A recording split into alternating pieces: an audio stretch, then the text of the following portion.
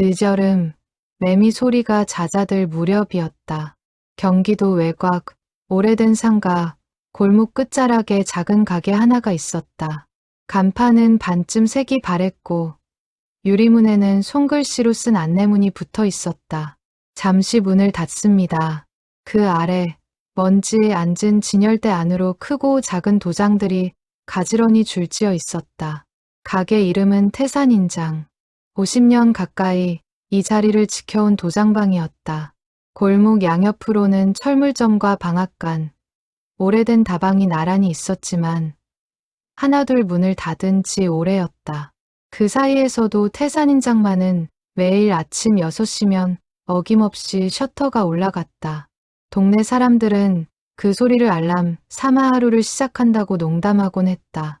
세월이 흘러 상가 골목의 풍경은 많이 바뀌었지만 태산인장의 유리문에 붙은 낡은 시간표만은 그대로였다. 오전 9시, 오후 7시, 일요일 휴무. 주인의 이름은 오태산, 여든을 앞둔 노인이었다. 손끝이 야위었어도 눈빛만은 여전히 날카로웠던 사람. 도장 하나에 한 사람의 이름을 새기는 일을 평생의 업으로 삼아온 사람이었다. 그의 손을 거쳐간 도장은 수를 헤아리기 어려웠다. 갓 태어난 아이의 첫 인감부터 혼인신고서에 찍힐 부부의 도장, 그리고 세상을 떠난 이의 마지막 서류에 찍힌 도장까지. 그는 늘 말했다. 도장은 그 사람의 이름을 세상에 새기는 일이야. 함부로 할 수 없는 일이지.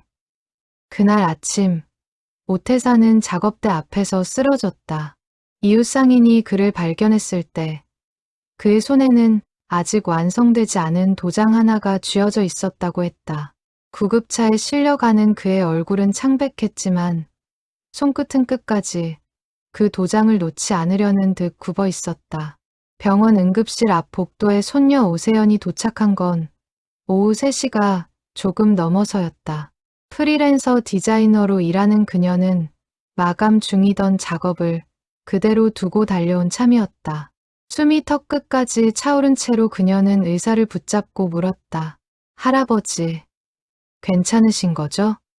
의사는 조심스럽게 대답했다. 급성 뇌경색이었고 다행히 초기에 발견되어 큰 고비는 넘겼지만 당분간 안정이 필요하다고 했다. 세연은 그 말을 듣고서야 다리에 힘이 풀려 복도 의자에 주저앉았다. 복도에서 세연은 아버지 오민석에게 전화를 걸었다. 신호음이 길게 이어지다 겨우 연결되었다. 아버지, 할아버지가 쓰러지셨어요. 지금 병원이에요. 전화 너머로 잠깐의 침묵이 흘렀다. 오민석은 낮은 목소리로 되물었다. 어느 병원이냐? 세연이 병원 이름을 말하자 그는 알겠다는 짧은 대답만 남기고 전화를 끊었다. 세연은 휴대폰을 내려다보며 씁쓸한 표정을 지었다. 아버지와 할아버지 사이에 오래된 거리감이 있다는 걸 그녀는 어릴 때부터 느껴왔다. 명절에도 두 사람은 몇 마디 나누지 않았고 아버지는 할아버지의 가게 이야기만 나오면 화제를 돌리곤 했다. 이유를 물어도 아버지는 그저 다 지난 일이다라는 말로 넘길 뿐이었다. 병실 문을 열고 들어섰을 때 할아버지는 눈을 감은 채 누워 있었다. 산소 줄이 코에 걸려 있었고 손등에는 민거 바늘이 꽂혀 있었다. 평생 도장을 새기며 단단하게 굳은 살이 박였던 그 손이 지금은 너무나 작고 여려 보였다. 세연은 그 손을 보며 어릴 적 할아버지가 자신의 작은 손을 감싸쥐고 함께 조각칼을 잡아주던 기억을 떠올렸다.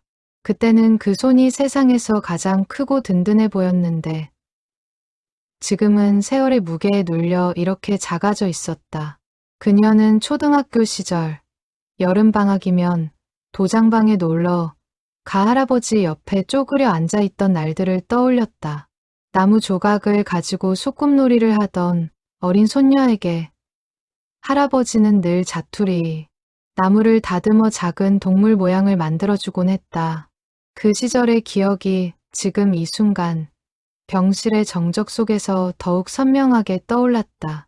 세연은 할아버지의 손을 가만히 잡았다. 따뜻했다. 아직 따뜻했다. 그것만으로도 눈물이 핑 돌았다. 1시간쯤 지나 병실 문이 조심스레 열리고 오민석이 들어섰다. 그는 침대 위에 아버지를 잠시 내려다보았다. 표정에는 걱정과 원망이 뒤섞인 복잡한 빛이 스쳤다. 그는 아무 말 없이 창가에 서서 팔짱을 낀 채 창밖만 바라보았다. 세연은 그런 아버지의 뒷모습을 보며 두 사람 사이에 자신이 아직 모르는 무언가가 있다는 것을 다시 한번 느꼈다. 며칠 뒤 세연은 할아버지의 부탁으로 가게 문을 잠깐 열어보기로 했다. 손님에게 맡긴 도장이 있는지, 급하게 처리해야 할 일이 있는지 확인해달라는 부탁이었다. 낡은 열쇠로 셔터를 올리고 문을 열자 오랫동안 닫혀있던 공간 특유의 냄새가 훅 끼쳐왔다. 나무 냄새, 인주 냄새, 그리고 세월의 냄새였다. 세연은 그 냄새를 깊이 들이마셨다. 어릴 적 기억 속 냄새와 조금도 다르지 않았다. 작업대 위에는 조각칼과 인주, 그리고 손질하다 만 도장 재료들이 그대로 놓여 있었다. 세연은 조심스럽게 그 위를 훑어보다가 한쪽 구석에 놓인 작은 도장 하나에 시선이 멈췄다. 다른 도장들과 달리 그것은 유난히 정성스럽게 다듬어져 있었다. 아직 글자는 반쯤만 새겨진 상태였지만 나무의 결을 살려 깎은 솜씨에서 오랜 정성이 느껴졌다. 세연은 도장을 뒤집어 보았다. 밑면에 가늘게 새겨진 이름 석 자가 보였다. 강주환. 세연은 고개를 갸웃했다. 가족 중에도, 친척 중에도 그런 이름은 없었다. 할아버지의 오랜 단골 중 한 명일까 싶어 장부를 뒤져보았지만 최근 몇 년간의 주문 기록 어디에도 그 이름은 없었다. 마치 오래전부터 준비해온 것 같은 그런 낯선 도장이었다. 작업대 서랍을 열어보니 낡은 공책 한 권이 눈에 띄었다. 겉표지는 해져 있었고 모서리는 셀 수 없이 손을 탄 듯 둥글게 달아 있었다. 안쪽에는 할아버지의 필체로 무언가가 빼곡히 적혀 있었다. 세연은 조심스럽게 첫 장을 넘겼다. 날짜는 1968년으로 시작되고 있었다. 그 순간 가게 문에 달린 종이 딸랑 하고 울렸다. 세연은 놀라 고개를 들었다. 문 앞에는 낯선 중년의 남자가 서 있었다. 그는 가게 안을 둘러보다가 세연과 눈이 마주치자 조심스럽게 물었다. 저 오태산 선생님 계신가요? 세연은 순간 대답을 망설였다. 낯선 이의 방문과 방금 발견한 낯선 이름의 도장이 묘하게 겹쳐지는 느낌이 들었기 때문이었다. 그녀는 천천히 입을 열었다. 할아버지는 지금 안 계세요. 어떤 일로 오셨어요? 남자는 잠시 머뭇거리더니 품 안에서 낡은 편지 한 통을 꺼내 보였다. 봉투는 누렇게 바랬고 겉면에는 오래전에 쓰인 듯한 주소가 적혀 있었다. 발신인의 이름을 본 순간 세연의 심장이 쿵 내려앉았다. 박정만. 공책의 첫 장에서 방금 본 이름과 같았다. 세연은 자신도 모르게 손에 쥔 공책을 꽉 움켜쥐었다. 무언가 커다란 이야기가, 오랫동안 감춰져 있던 이야기가 이제 막 문을 열려 하고 있다는 예감이 들었다. 남자는 조용히 말을 이었다. 제 할아버지가 오태산 선생님께 꼭 전해달라고 하신 편지입니다. 아주 오래전에요. 세연은 떨리는 손으로 편지를 받아들었다. 겉봉에 적힌 필체는 오래되었지만 정갈했다. 봉투를 열어볼까 잠시 망설이던 그녀는 이것이 자신이 함부로 펼쳐볼 편지가 아니라는 생각이 들었다. 이것은 할아버지에게 전해져야 할 이야기였다. 성함이 어떻게 되세요? 세연이 묻자 남자는 짧게 대답했다. 박도연입니다. 박정만 씨의 손자예요. 박정만. 방금 낡은 공책에서 보았던 그 이름. 세연의 머릿속으로 여러 부름이 한꺼번에 몰려들었다. 이 사람은 누구이며 왜 지금에서야 이 편지를 들고 찾아온 것일까? 그리고 작업대 위의 도장에 새겨진 강주환이라는 이름은 이 사람과 어떤 관계가 있는 것일까? 할아버지께서는 지금 병원에 계세요. 갑자기 쓰러지셔서요. 그 말을 들은 박도연의 얼굴에 당혹감이 스쳤다. 그러셨군요. 몰랐습니다. 죄송합니다. 갑자기 찾아와서. 아니에요. 괜찮으시면 잠깐 이야기 좀 나눌 수 있을까요? 이 도장에 대해서, 그리고 이 공책에 대해서 여쭤보고 싶은 게 있어서요. 세연은 낡은 공책을 조심스레 들어 보였다. 박도연의 시선이 그 공책 위에 오래 머물렀다. 마치 오랫동안 잊고 지냈던 무언가를 다시 마주한 사람의 표정이었다. 세연은 봉투를 살며시 매만졌다. 두툼한 두께감으로 보아 편지지 여러 장이 들어있는 듯했다. 그녀는 그것을 열어보고 싶은 충동을 애써 눌렀다. 이것은 자신이 먼저 열어볼 것이 아니라는 생각이 들었다. 봉투를 쥔 손끝에서 오랜 세월 누군가 이 편지를 품고 살아왔을 무게가 고스란히 전해지는 듯했다. 가게 안에 오래된 시계가 째깍째깍 소리를 내며 돌아가고 있었다. 창밖으로는 저녁 햇살이 비스듬히 들어와 작업대 위에 미완성 도장을 비추고 있었다. 강주환이라는 이름이 새겨진 그 도장 위로 오후의 빛이 조용히 내려앉았다. 50년의 세월을 건너온 이야기가 이제 막 그 첫 페이지를 펼치려 하고 있었다. 밤 10시가 넘은 시각, 병원 복도는 형광등 불빛만이 고요히 흐르고 있었다. 면회 시간이 끝난 뒤에도 세연은 자리를 뜨지 못했다. 할아버지의 상태가 안정되었다는 말을 듣고서야 그녀는 겨우 숨을 돌릴 수 있었다. 병원 휴게실은 조용했다. 자판기 커피 2잔을 사이에 두고 세연과 오민석이 마주 앉았다. 세연은 조심스럽게 낡은 공책과 도장을 꺼내 테이블 위에 올려놓았다. 아버지, 이거 아세요? 할아버지 작업대에서 찾았어요. 오민석의 시선이 도장에 잠깐 머물렀다가 이내 무심하게 돌아갔다. 모른다. 그런 거 나한테 물어봐야 소용없어. 세연은 아버지의 반응이 이상하리만치 차갑다고 느꼈다. 단순히 모른다고 하기엔 무언가를 애써 외면하는 듯한 태도였다. 그녀는 순간 아버지가 이 도장방과 관련된 무언가의 오래된 상처를 안고 있을지도 모른다는 생각이 스쳤다. 어릴 적부터 아버지는 할아버지의 작업 얘기만 나오면 늘 화제를 서둘러 돌리곤 했었다. 강주환이라는 이름이 새겨져 있어요. 그리고 이 공책에는 박정만이라는 사람 이야기가 나오고요. 아까 병원에 오기 전에 박정만 씨의 손자라는 분이 가게에 찾아왔었어요. 편지를 전해주러요. 그 순간 오민석의 손이 미세하게 떨렸다. 커피잔을 쥔 손가락에 힘이 들어가는 게 세연의 눈에도 보였다. 그는 시선을 창밖으로 돌린 채 한동안 아무 말도 하지 않았다. 세연은 그 침묵이 단순한 무지에서 온 것이 아니라는 걸 직감했다. 아버지의 표정에는 오래전에 눌러 담아둔 감정이 켜켜이 쌓여있는 듯했다. 창밖 가로수 그림자가 아버지의 얼굴 위로 길게 드리워져 있었다. 박정만이라는 이름을 아버지도 아세요? 오민석은 한참을 침묵하다가 무겁게 입을 열었다. 어릴 때 몇 번 들은 적 있다. 아버지가 술 취하시면 가끔 그 이름을 부르시곤 했어. 어떤 사람이었는데요? 모른다.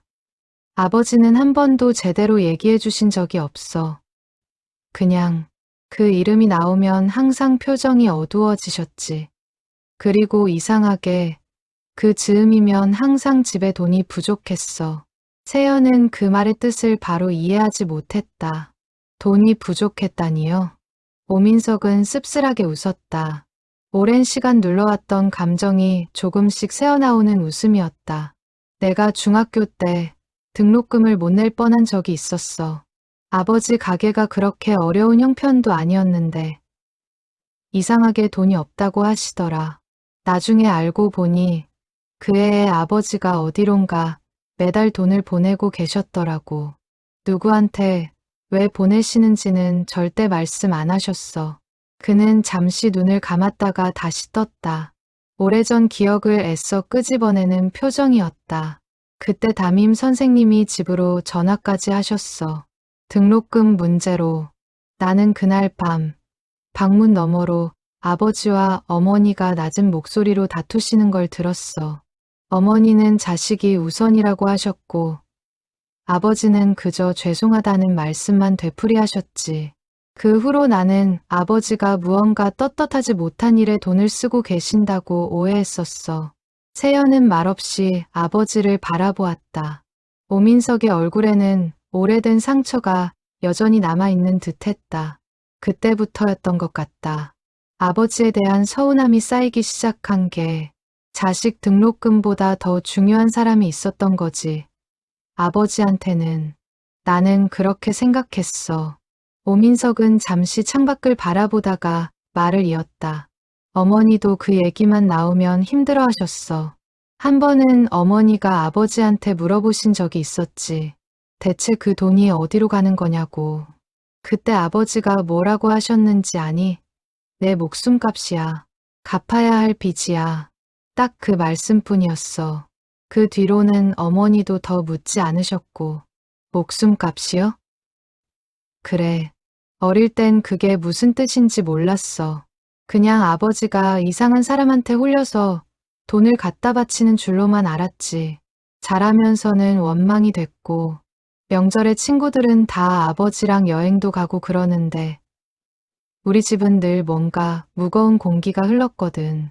세연은 말없이 아버지를 바라보았다. 오민석의 얼굴에는 오래된 상처가 여전히 남아있는 듯했다. 아버지.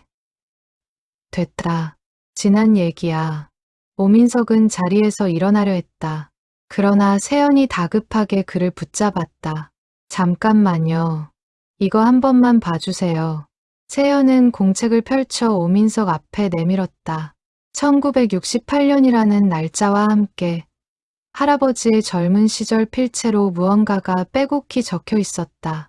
오민석은 마지못해 시선을 내렸다. 첫 문장을 읽어 내려가던 그의 눈빛이 서서히 흔들리기 시작했다. 이건 화재 이야기잖아. 화재요? 어릴 때 얼핏 들은 적 있어. 아버지가 젊었을 때 시장에 큰 불이 났었다고. 그때 누군가 아버지 목숨을 구해줬다고. 세연의 심장이 크게 뛰었다. 그렇다면 박정만이라는 이름과 이 불이 난 사건이 서로 연결되어 있다는 뜻이었다. 그리고 어쩌면 그것이 할아버지가 평생 짊어져 온 무언가의 시작이었을지도 몰랐다. 오민석은 공책의 다음 장을 넘겨보려다 멈칫했다. 왠지 모르게 손이 떨려왔다. 50년 가까이 묻어두었던 아버지의 진짜 마음을 이렇게 갑작스럽게 마주해도 되는 것인지 두려운 마음이 앞섰다. 그는 조용히 공책을 세연에게 돌려주었다. 나머지는 내가 먼저 읽어봐라. 나는 아직 마음의 준비가 안 됐다. 그때 병실 쪽에서 간호사가 다급히 달려오는 소리가 들렸다. 세연과 오민석은 동시에 자리에서 일어나 복도로 뛰어갔다. 병실 안에서는 할아버지가 힘겹게 눈을 뜨고 있었다. 산소 마스크 너머로 무언가를 말하려는 듯 입술이 움직이고 있었다. 세연이 다가가 귀를 가까이 대자 할아버지는 쉰 목소리로 겨우 한마디를 내뱉었다. 세연은 그 순간 아버지의 표정에서 오랜 세월 억눌러온 그리움 같은 것을 언뜻 본 듯했다. 미움이라고만 생각했던 감정 밑에는 사실 이해받고 싶었던 어린 시절의 서운함이 자리 잡고 있었던 것이다. 주한이 도장 아직 다 못 새겼는데. 그 말을 끝으로 할아버지는 다시 눈을 감았다. 의료진이 급히 들어와 상태를 살폈다. 다행히 위급한 상황은 아니었지만 그 짧은 순간의 말은 세연의 마음속에 깊이 박혔다. 오민석은 병실 문 앞에 서서 아버지의 얼굴을 바라보고 있었다. 평생 처음 보는 표정이었다. 원망도 서운함도 아닌 알 수 없는 불안과 그리움이 뒤섞인 얼굴이었다. 그는 낮게 중얼거렸다. 대체 그 도장이 뭐길래 정신이 없는 와중에도 저 말씀을 하시는 거냐. 세연은 아버지의 옆에 서서 손에 쥔 낡은 공책을 다시 한번 내려다보았다. 페이지 사이로 빛바랜 종이 조각 하나가 삐죽 나와 있었다. 그녀는 조심스럽게 그것을 꺼내 펼쳐보았다. 오래된 사진이었다. 흑백 사진 속에는 젊은 시절의 할아버지와 그 옆에서 환하게 웃고 있는 낯선 남자가 함께 서 있었다. 사진 뒷면에는 연필로 짧은 글귀가 적혀 있었다. 정만아, 우리 오래오래 이 자리에서 도장 새기며 살자. 세연은 그 문장을 몇 번이고 다시 읽었다. 그리고 문득 깨달았다. 이 도장방의 이름, 태산인장. 그 이름 안에 이미 오래된 약속과 그리움이 새겨져 있었을지도 모른다는 것을. 어쩌면 할아버지는 그 이름을 지으실 때부터 평생 이 약속을 붙들고 살아가리라 다짐하셨던 것은 아닐까 하는 생각마저 들었다. 태산이라는 이름 석 자에도 흔들림 없이 버텨온 세월의 무게가 담겨있는 듯했다. 오민석은 딸의 손에 들린 사진을 물끄러미 바라보았다. 처음 보는 사진이었다. 아버지가 저렇게 환하게 웃는 얼굴을 그는 기억 속에서 찾을 수 없었다. 평생 무뚝뚝하고 말수 적은 아버지만 보아온 그에게 사진 속 청년의 웃음은 낯설고도 서글프게 다가왔다. 저 사람이 박정만 씨인가 보네요. 세연이 조심스럽게 말하자 오민석은 고개를 끄덕였다. 그의 목소리가 조금 떨렸다. 목숨을 구해준 사람이 세상을 떠났다면 아버지가 평생 짊어지고 사신 게 뭔지 이제 조금은 알 것 같다. 두 사람은 한동안 말없이 병실 안의 아버지를 그리고 손에 든 낡은 사진을 번갈아 바라보았다. 사진 속 두 청년의 앳된 얼굴을 오민석은 몇 번이고 다시 들여다보았다. 아버지에게도 저런 시절이 있었다는 사실이 그에게는 낯설고도 신기하게 다가왔다. 그는 문득 자신이 아버지의 젊은 시절을 단 한 번도 궁금해한 적이 없었다는 사실을 깨달았다. 창밖으로 병원 마당의 가로등이 하나둘 켜지고 있었다. 50년 전 어느 여름밤의 불길 속에서 시작된 이야기가 이제야 조금씩 그 윤곽을 드러내고 있었다. 복도 끝 대기실 의자는 딱딱했지만 세연은 자리를 옮길 생각조차 하지 못했다. 손에 든 공책의 무게가 종이 몇 장에 불과한데도 마치 벽돌처럼 무겁게 느껴졌다. 그녀는 숨을 한 번 고르고 다시 페이지를 넘겼다. 세연은 그날 밤 병원 대기실 구석 자리에서 낡은 공책을 끝까지 읽어 내려갔다. 할아버지의 젊은 시절 글씨는 지금과 달리 힘차고 거칠었다. 페이지를 넘길수록 세연은 마치 50년 전 그 여름밤 속으로 걸어 들어가는 듯한 기분이 들었다. 1968년 20살의 오태사는 시장 골목 한켠에서 작은 도장방 조수로 일하고 있었다.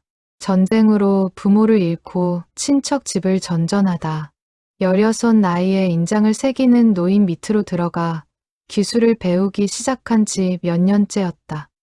손끝에 굳은 살이 박이고 나무 냄새와 인주 냄새가 몸에 배어들 무렵이었다. 그가 모시던 스승은 엄격하기로 소문난 노인이었다.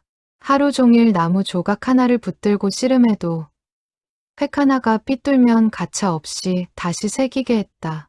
태사는 그 시절 손끝이 갈라지고 피가 맺혀도 이를 악물고 버텼다. 부모도 형제도 없는 그에게 이 기술이 세상에 발붙일 수 있는 유일한 끈이었기 때문이다. 같은 시장에서 포목점 일을 돕던 박정만은 오태산보다 2살 위였다. 두 사람은 처지가 비슷했다. 정만 역시 일찍 부모를 여의고 홀로 살아가고 있었다. 시장 골목 뒤편 평상에 나란히 앉아 나눠 먹던 찐 고구마 한 톨. 그것이 두 사람 우정의 시작이었다. 두 사람은 하루 일이 끝나면 늘 같은 평상에 모여 앉았다. 정만은 유독 말이 많고 밝은 성격이었고 태사는 그와 반대로 말수가 적고 신중한 편이었다. 그럼에도 둘은 죽이 잘 맞았다. 정만이 시답잖은 농담을 던지면 태사는 못 이기는 척 피식 웃곤 했고 그럴 때마다 정만은 더 신이 나서 이야기를 늘어놓았다. 시장 사람들은 두 사람을 두고 물과 기름 같은데 희한하게 잘 붙어 다닌다며 웃곤 했다. 태사나, 나중에 우리 둘 다 자리 잡으면 말이야. 너는 이 골목에서 도장방하고 나는 옆에서 포목 좀 하고 그렇게 나란히 늙어가는 거 어때? 정만이 웃으며 던진 말에 태산도 마주 웃었다. 좋지. 그럼 내가 내 가게 간판도 도장으로 파줄게. 세상에 하나뿐인 간판으로. 그의 늦여름, 유난히 가물었던 날씨 탓에 시장 골목은 바짝 말라 있었다. 자정이 가까운 시각, 어디선가 불씨가 튀어 포목점 창고에 옮겨 붙었다. 낡은 목조 건물들이 다닥다닥 붙어있던 시장 골목은 순식간에 불바다가 되었다. 그의 여름은 유난히 비가 적었고 시장 사람들은 저녁마다 물동이를 나르며 혹시 모를 화재를 걱정하곤 했다. 그러나 그 걱정은 결국 현실이 되고 말았다. 태사는 잠결에 매캐한 연기 냄새를 맡고 눈을 떴다. 그가 새들어 살던 쪽방은 이미 연기로 가득 차 있었다. 문을 열자 복도 전체가 화염에 휩싸여 있었다. 정신을 차릴 틈도 없이 그는 반대편 창문을 통해 겨우 밖으로 빠져나왔다. 골목에는 이미 놀란 사람들이 하나둘 뛰쳐나와 아우성치고 있었고 밤하늘은 붉은 불빛으로 물들어 있었다. 그러나 문제는 그 다음이었다. 창고 안에 갇힌 사람이 있다는 외침이 들려왔다. 정만이었다. 화재를 처음 목격하고 이웃을 깨우러 창고 쪽으로 달려갔던 정만이 무너진 자네의 다리가 깔려 빠져나오지 못하고 있었다. 태사는 뒤도 돌아보지 않고 불길 속으로 뛰어들었다. 주변 사람들이 말렸지만 그의 귀에는 아무 소리도 들리지 않았다. 연기 속을 더듬어 정만을 찾아낸 그는 있는 힘을 다해 무너진 나무 더미를 밀어냈다. 뜨거운 열기가 살갗을 파고들었지만 그는 정만을 구해야 한다는 생각 외에는 아무것도 느낄 수 없었다. 정만아, 정신 차려. 정만은 다리에 심한 화상과 골절을 입은 상태였다. 태사는 그를 등에 업고 필사적으로 출구를 찾았다. 하지만 이미 불길은 걷잡을 수 없이 번져 처음 들어왔던 길은 무너져 있었다.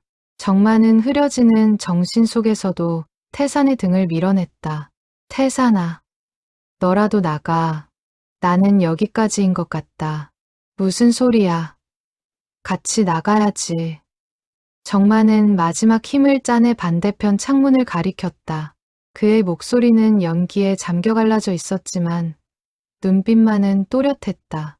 저기 저 틈으로 너 하나는 빠져나갈 수 있어. 내가 널 밀어줄게. 그 순간 무너진 석가래가 두 사람 사이로 떨어졌다. 태사는 반사적으로 창문 쪽으로 튕겨나갔고 정신을 차렸을 때는 이미 골목 밖 사람들 손에 이끌려 나온 뒤였다. 그가 다시 창고 쪽으로 달려가려 했지만 이미 건물 전체가 무너져 내리고 있었다. 정만은 그날 밤 끝내 밖으로 나오지 못했다. 공책에는 그날의 기억이 떨리는 글씨로 이렇게 적혀 있었다. 나는 정만이의 목숨으로 살아난 사람이다. 그가 나를 창문 밖으로 밀어내지 않았다면 오늘의 나는 없었을 것이다. 이 빚을 나는 평생 갚아야 한다. 세연은 그 문장을 읽으며 숨을 죽였다. 할아버지가 평생 짊어져 온 것이 무엇인지 이제야 조금씩 실감이 났다. 그것은 단순한 죄책감이 아니었다. 살아남은 자의 무게, 그리고 은혜를 갚겠다는 오래된 다짐이었다. 그녀는 문득 이렇게 무거운 기억을 홀로 안고 평생을 살아온다는 것이 어떤 것인지 감히 헤아릴 수조차 없다는 생각이 들었다. 정만의 장례는 소박하게 치러졌다. 시신조차 온전히 수습하지 못한 채였다. 태사는 상여 뒤를 따라 걸으며 붕대로 감긴 자신의 두 손을 내려다보았다. 화상 자국이 남은 그 손으로 그는 앞으로 평생 도장을 새기게 될 터였다. 그는 그날 다짐했다. 이 손으로 새기는 모든 이름에 정만에게 진 빚을 함께 새겨 넣겠다고.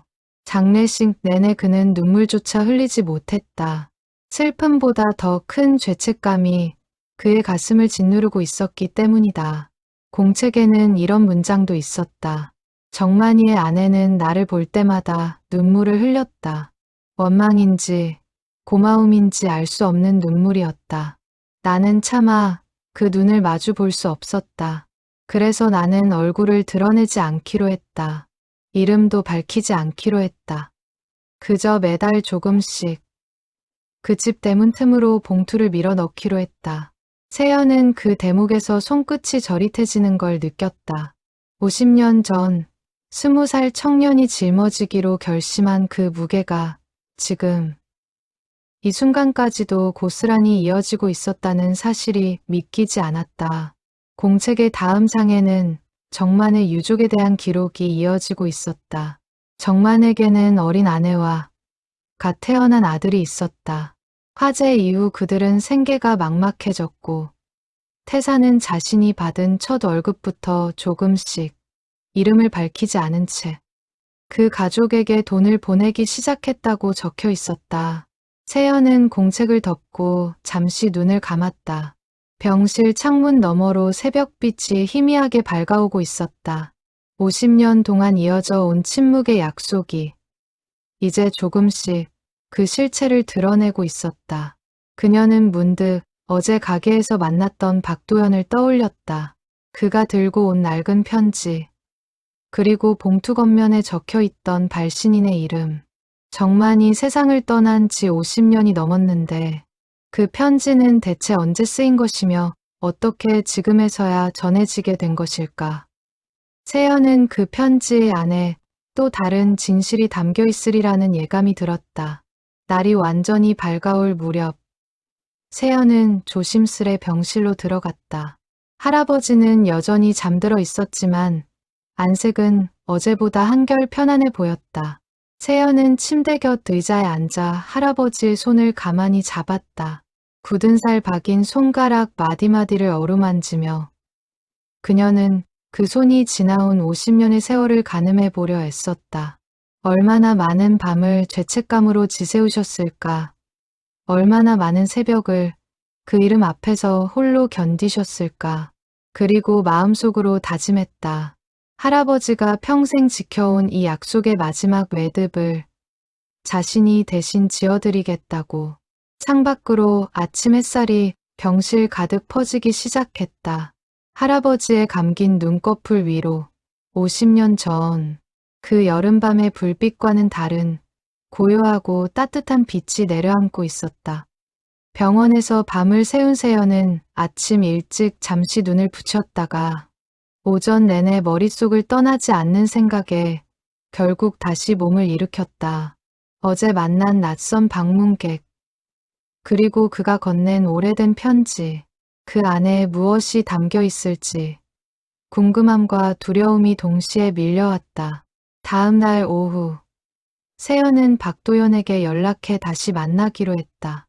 도장방 앞 작은 카페에서였다. 오래된 원두 향이 은은하게 퍼지는 그 카페는 예전부터 할아버지가 손님과 상담할 일이 있으면 종종 들르던 곳이었다. 세연은 창가 자리에 앉아 박도연을 기다렸다. 잠시 후 그가 조심스러운 걸음으로 들어와 맞은편에 앉았다.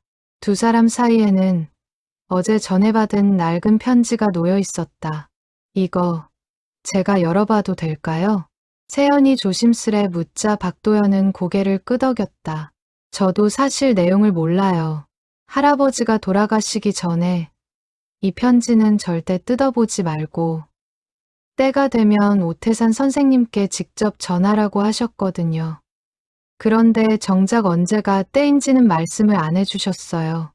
그러다 얼마 전 아버지 유품을 정리하다 다시 이 편지를 발견했는데 이번엔 정말 더 미루면 안 될 것 같아서요. 세연은 봉투를 조심스럽게 열었다. 안에는 누렇게 바랜 편지지 2장이 접혀 있었다. 필체는 또박또박했지만 군데군데 번진 흔적이 남아 있었다. 눈물 자국인 듯했다. 세연은 편지를 펼치기 전 잠시 숨을 고르며 박도연을 바라보았다. 그도 긴장한 듯 마른 침을 삼키고 있었다.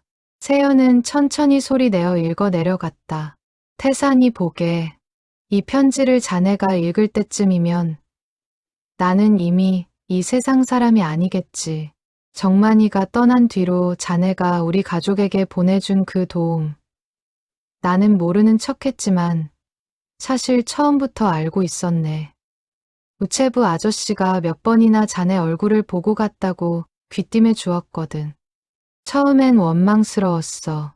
자네가 살아남고 정만이는 떠났다는 사실이 그저 미워서 견딜 수가 없었지. 그런데 세월이 흐르면서 알게 됐네. 자네도 그 불길 속에서 매일 밤 함께 타들어가고 있었다는 걸. 내 아들 주한이가 자라는 걸 지켜보며 나는 마음을 다잡았어.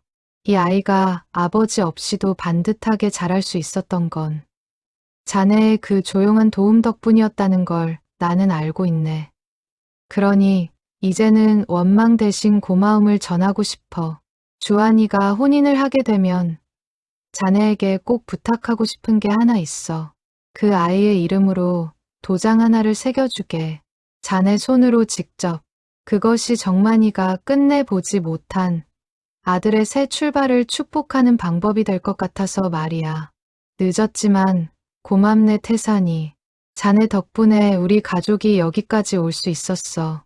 세연은 마지막 문장을 읽고 나서 한동안 아무 말도 할 수 없었다. 편지지 위로 그녀의 눈물이 떨어졌다. 이 편지를 쓴 사람이 누구인지 세연은 이제야 짐작할 수 있었다. 50년이라는 세월 동안 이 편지 한 장을 품고 살아왔을 그 마음이 손끝을 타고 고스란히 전해지는 듯했다. 이거 정만 선생님의 부인이 쓰신 편지인가요? 박도연이 고개를 끄덕였다. 제 할머니예요. 10년 전에 돌아가셨어요. 돌아가시기 얼마 전에 이 편지를 써서 제 아버지께 맡기셨다고 들었어요.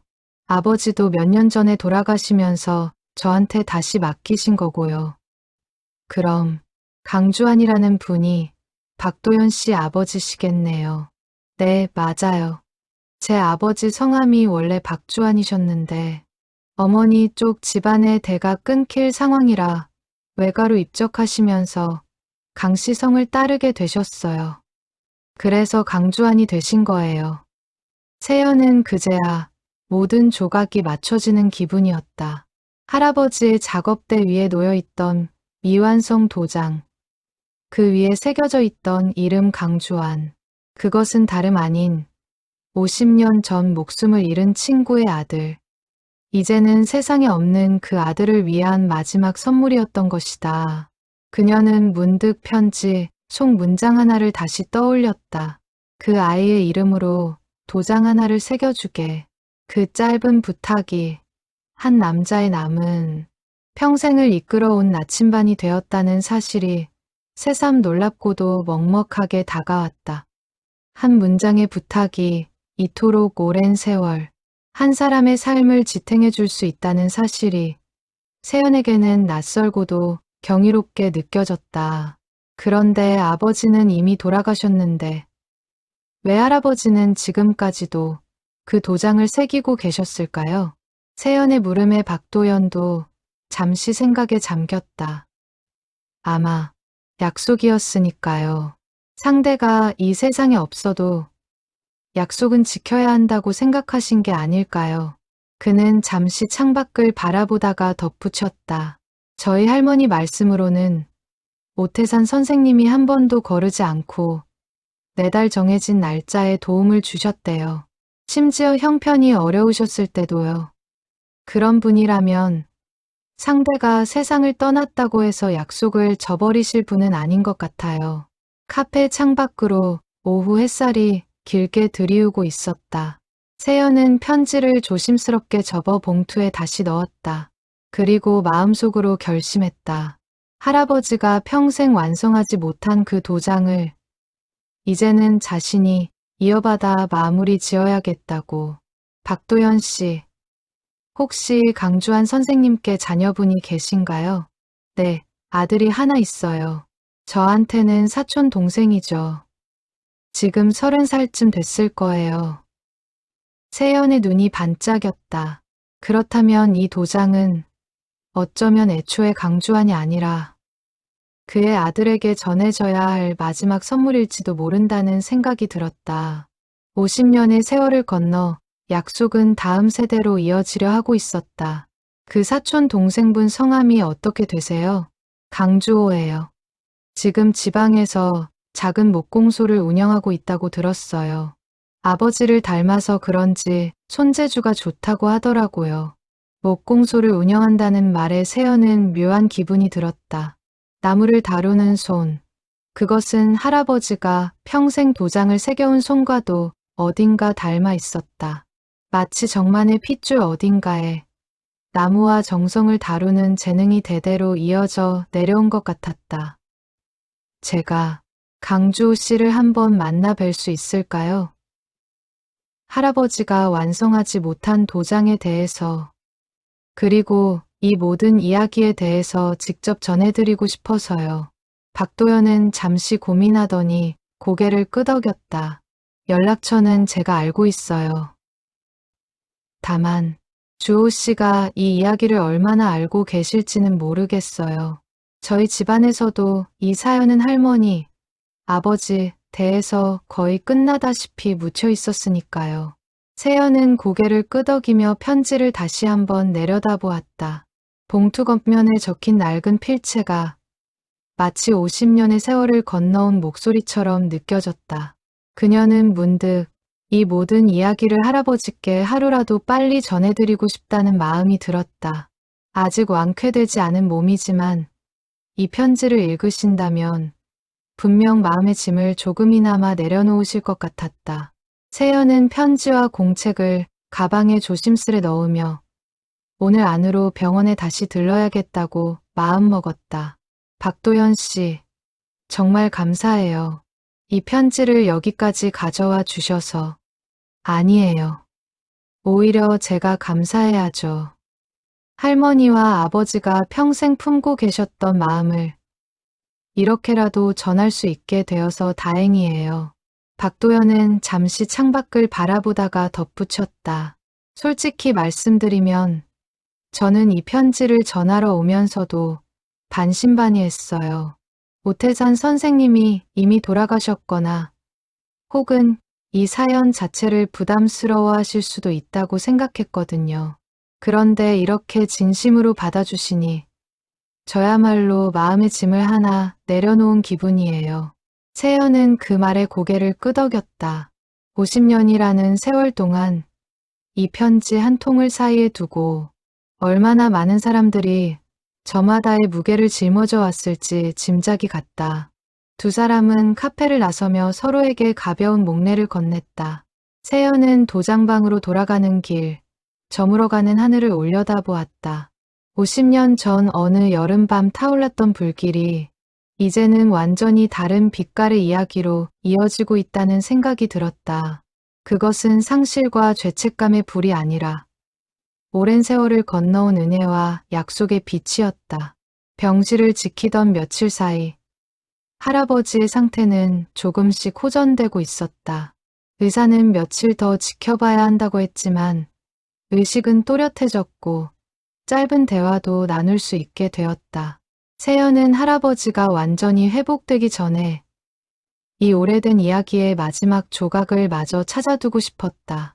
세연은 박도연에게서 받은 연락처로 강주호에게 전화를 걸었다.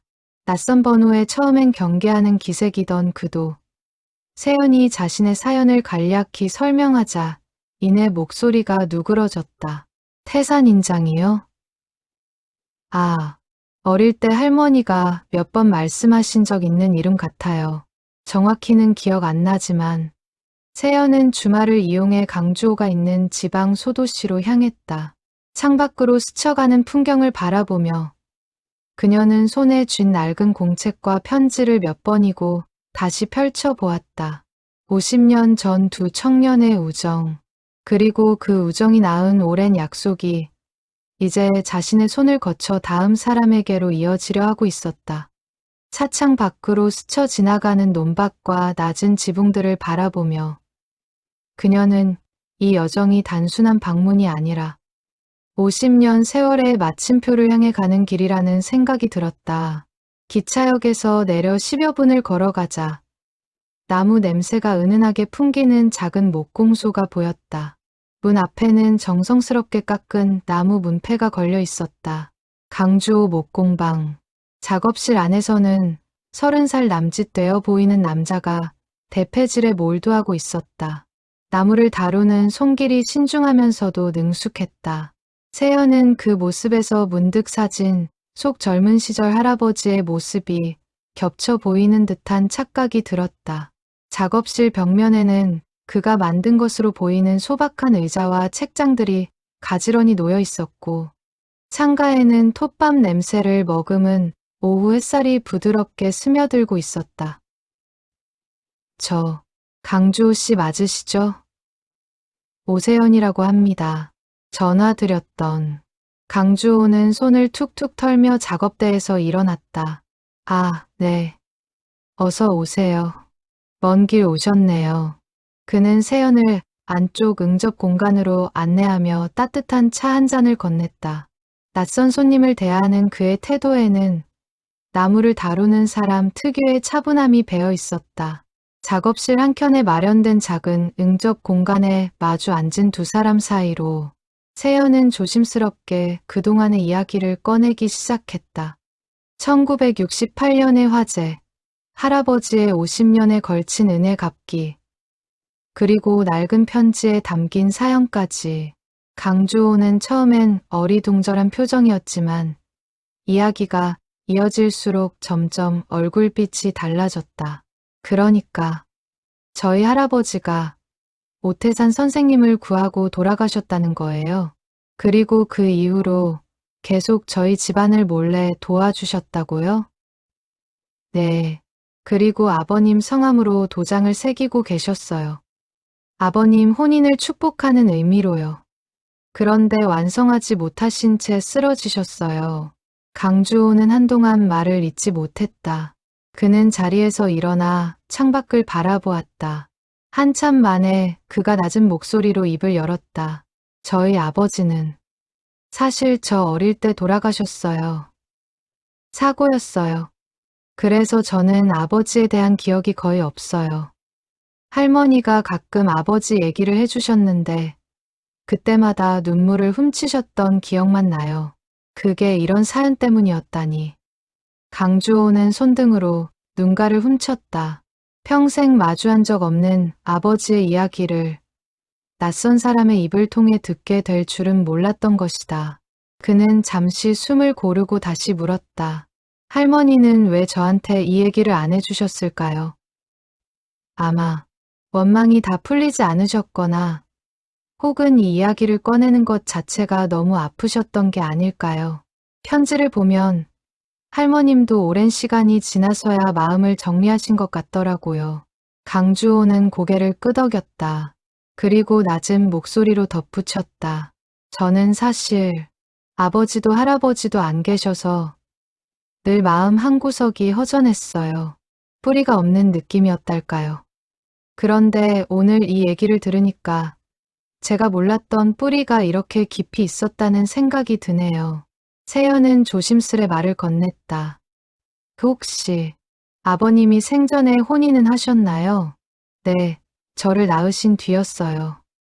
결혼은 제가 태어나기 한 해 전이었다고 들었어요. 세연은 마음이 저릿해졌다. 그렇다면 할아버지가 새기려 했던 그 도장은 이미 세상을 떠난 강주환의 혼인을 뒤늦게 축복하려는 것이었을지도 몰랐다. 살아있을 때 전하지 못한 마음을 그의 이름 석 자에라도 새겨넣고 싶었던 것이 아닐까. 50년이라는 세월이 흘러도 여전히 유효한 축복이라는 게 있다면 바로 이런 것이 아닐까 하는 생각이 들었다. 강주호 씨, 혹시 괜찮으시다면 그 도장을 완성해서 전해드리고 싶어요. 제가 할아버지 대신 이어서 새겨보려고요. 강주호는 놀란 눈으로 세연을 바라보았다. 도장을 새겨보신 적 있으세요? 아니요. 하지만 배워보려고요. 할아버지가 평생 지키신 약속을 이렇게 끝맺음 없이 두고 싶지 않아서요. 강주호는 한참 세연을 바라보다가 천천히 고개를 끄덕였다. 그의 눈시울이 붉어져 있었다. 그는 작업대 쪽으로 시선을 돌리며 낮게 중얼거렸다. 저도 사실 목공을 배운 게 아버지 없이 자란 것에 대한 나름의 방식이었어요. 손으로 무언가를 완성하다 보면 마음이 채워지는 느낌이 들거든요. 세연 씨도 그 마음 조금은 아실 것 같네요. 감사합니다. 정말 감사합니다. 이런 이야기를 이렇게 늦게라도 알게 되어서 오히려 제가 다행이라는 생각이 들어요. 작업실 창밖으로 저녁 어스름이 내려앉고 있었다. 나무를 깎던 대패밥이 바닥에 소복이 쌓여있는 그 공간에서 두 사람은 50년 전의 인연이 지금 이 순간까지 이어져 왔다는 사실에 대해 오래도록 이야기를 나누었다. 헤어질 무렵 강주호는 세연을 배웅하며 몇 번이고 고맙다는 말을 되풀이했다. 세연 역시 이 낯선 인연이 자신의 삶에 이렇게 깊이 스며들 줄은 몰랐다는 생각에 마음 한구석이 뭉클해졌다. 돌아오는 기차 안에서 세연은 휴대폰을 꺼내 아버지에게 문자를 보냈다. 아버지, 오늘 강주한 선생님, 아들 되시는 분을 만나고 왔어요. 할아버지 이야기, 이제 거의 다 알게 된 것 같아요. 아버지도 같이 들으셨으면 좋겠어요. 한참 뒤 짧은 답장이 도착했다. 그래, 내일 병원에서 보자. 짧은 문장이었지만 세연은 그 안에서 예전과는 조금 다른 온도를 느낄 수 있었다. 아버지가 그동안 마음속에 쌓아온 원망의 벽이 아주 조금씩 허물어지고 있다는 신호처럼 느껴졌다. 창밖으로 어둠이 완전히 내려앉았다. 기차 유리창에 비친 자신의 얼굴을 바라보며 세연은 생각했다. 처음 도장방 문을 열었을 때만 해도 이렇게 큰 이야기가 기다리고 있을 줄은 몰랐다고. 낯선 이름 석 자에서 시작된 궁금증이 이제는 한 가족의 오랜 상처를 어루만지는 일로 이어지고 있었다. 세연은 가방 속에서 강주호가 선물로 건넨 작은 나무 조각을 꺼내 보았다. 손바닥만 한 그 조각에는 대패질로 매끄럽게 다듬어진 나뭇결이 살아있었다. 강주호는 헤어지기 전 이 조각을 건네며 말했다. 이걸로 도장 손잡이를 만들어 보세요. 저희 아버지를 대신해서 제가 나무를 다듬었다고 생각하고요. 세연은 그 나무 조각을 두 손으로 꼭 쥐었다. 50년 전 불길 속에서 시작된 이야기가 이제는 두 집안의 손끝을 통해 다시 이어지고 있었다. 기차가 그녀가 사는 도시에 가까워질 무렵 세연은 휴대폰 메모장을 열어 오늘 있었던 일들을 하나하나 적어 내려갔다. 강주호의 담담하면서도 깊은 눈빛, 아버지에 대한 기억이 거의 없다고 말하던 목소리, 그리고 헤어질 때 건넨 나무 조각의 온기까지 언젠가 이 모든 기록이 도장방의 새로운 이야기가 될 것 같다는 예감이 들었다. 창밖으로 스쳐 지나가는 도시의 불빛들을 바라보며 세연은 문득 자신이 이 오래된 이야기의 새로운 챕터를 써 내려가고 있다는 사실을 실감했다. 할아버지가 50년 전 짊어졌던 무게가 이제는 조금씩 자신에게로 옮겨오고 있었다. 그러나 그것은 결코 무겁게만 느껴지지 않았다. 오히려 어떤 사명감과 뿌듯함이 함께 밀려왔다. 6부. 아버지의 눈물. 밤새 뒤척이던 세연은 새벽녘에야 겨우 잠이 들었다. 꿈속에서 그녀는 50년 전의 시장 골목을 걷고 있었다. 불길은 없었지만 어딘가 모르게 그리운 냄새가 나는 골목이었다. 눈을 뜨자 창밖은 이미 환하게 밝아 있었다. 이튿날 세연은 공책과 편지, 그리고 강주호가 건넨 나무 조각을 챙겨 병원으로 향했다. 병실에 도착하니 아버지 오민석이 먼저 와 있었다. 그는 창가에 서서 물끄러미 바깥을 바라보고 있었다. 아버지. 오민석이 돌아섰다. 그의 얼굴은 며칠 전보다 훨씬 수척해 보였다. 눈 밑에는 옅은 그늘이 드리워져 있었고 며칠 동안 제대로 잠을 이루지 못한 기색이 역력했다. 세연은 그런 아버지의 모습에 마음이 아팠다. 아버지 역시 이 오래된 이야기의 무게를 홀로 감당하고 있었던 것이다. 세연은 침대 곁 의자에 앉아 그동안 알아낸 이야기를 하나씩 풀어놓기 시작했다.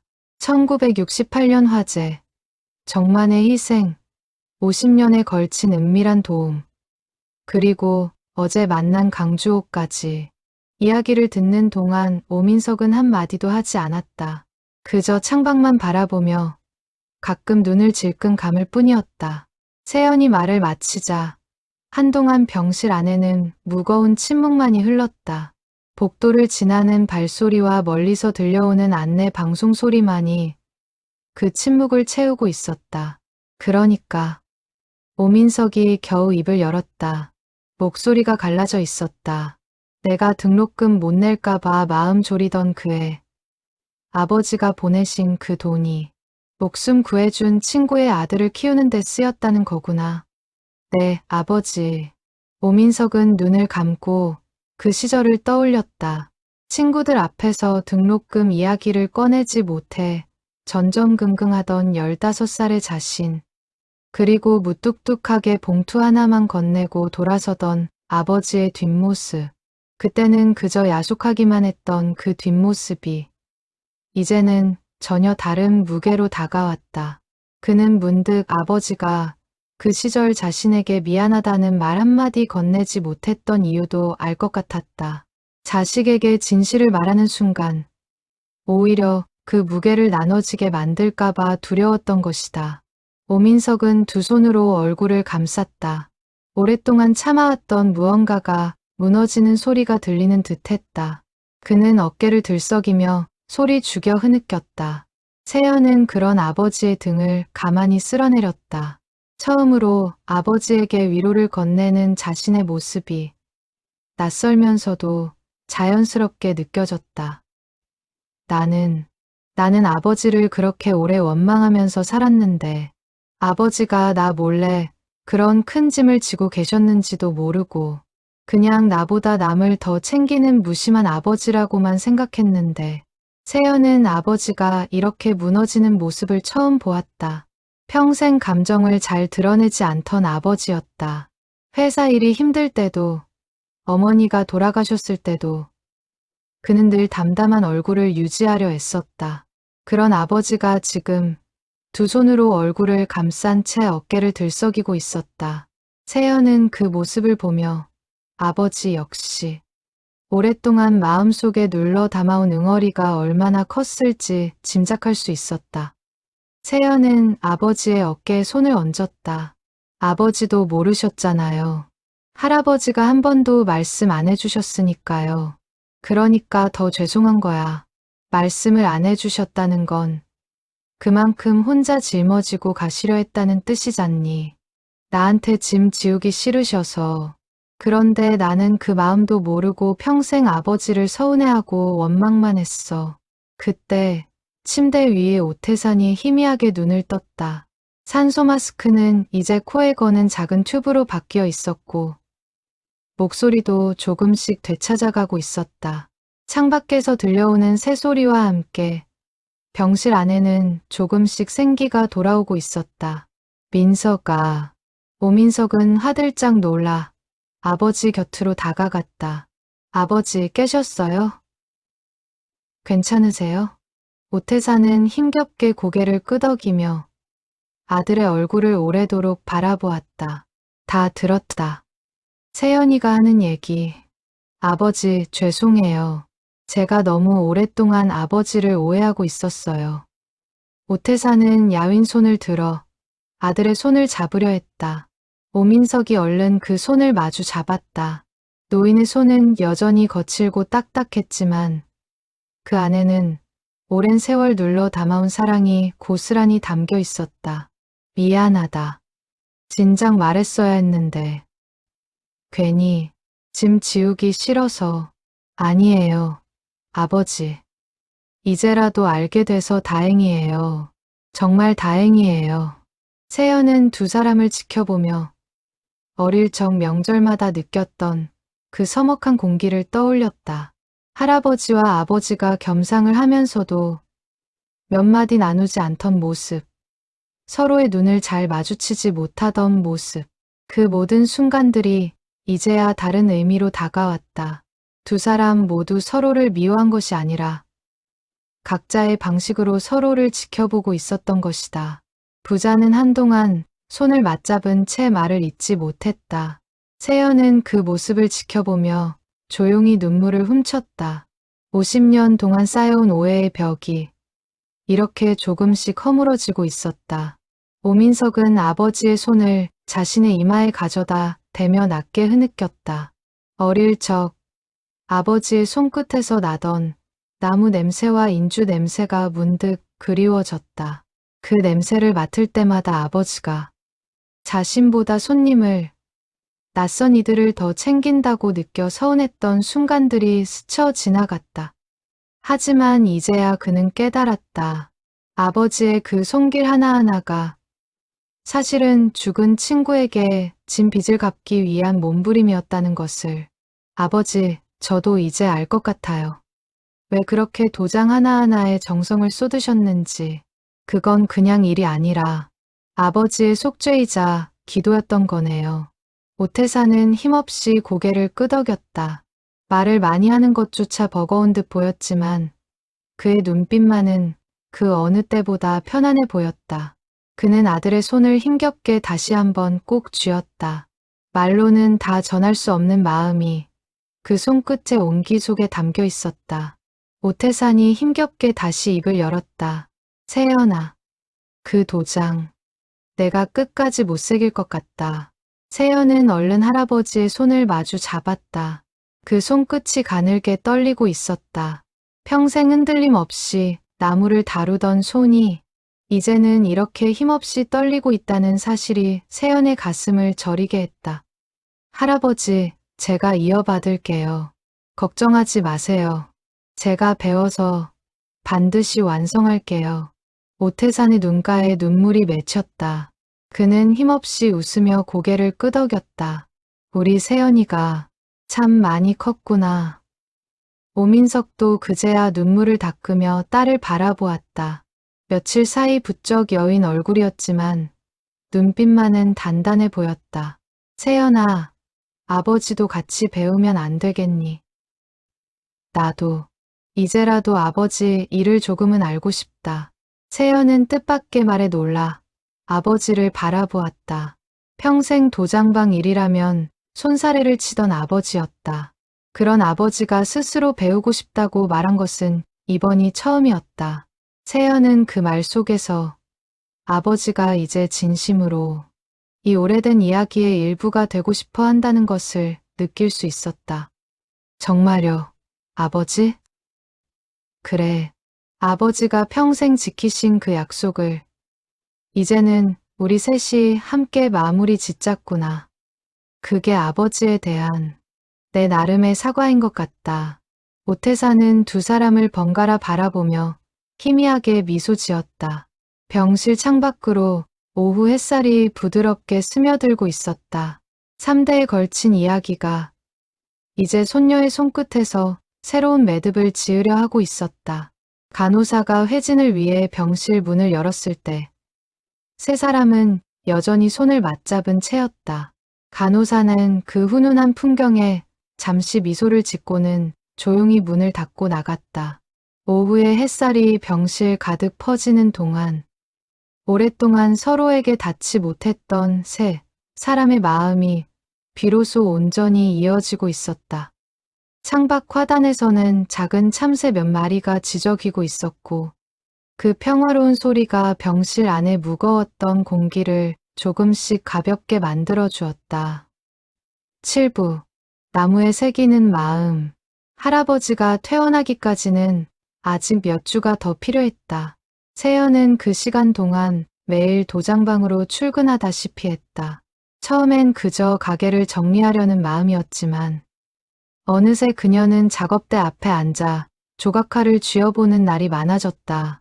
프리랜서 작업을 병행하느라 밤늦게까지 2가지 일을 오가야 했지만 이상하게도 피곤함보다는 알 수 없는 충만함이 더 크게 느껴졌다. 낮에는 클라이언트의 디자인 시안을 다듬고 밤에는 나무를 다듬는 나날이 이어졌다. 서로 다른 2가지 작업이었지만 세연은 그 안에서 묘하게 닮은 점을 발견하곤 했다. 결국 둘 다 누군가의 마음을 형태로 만들어내는 일이었다. 인터넷으로 정각의 기초를 찾아보고 할아버지의 오래된 작업 노트를 뒤적이며 독학을 시작했다. 하지만 실제로 나무를 깎는 일은 생각보다 훨씬 어려웠다.